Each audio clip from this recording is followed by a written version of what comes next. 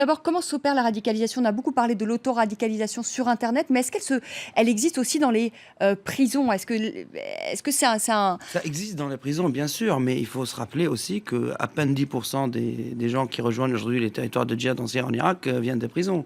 C'est un mythe de dire que c'est tous des ex-délinquants, des ex-prisonniers.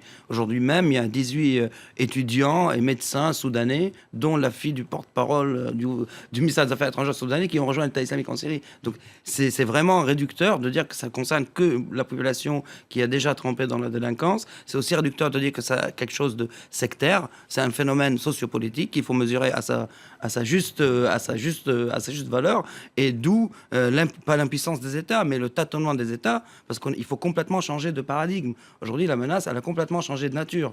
Le terrorisme, il ne vient pas d'au-delà les mers, comme dans les années 80-90. Aujourd'hui, il y a des vrais problèmes qui font que, par exemple, voilà, les frères Kouachi étaient français.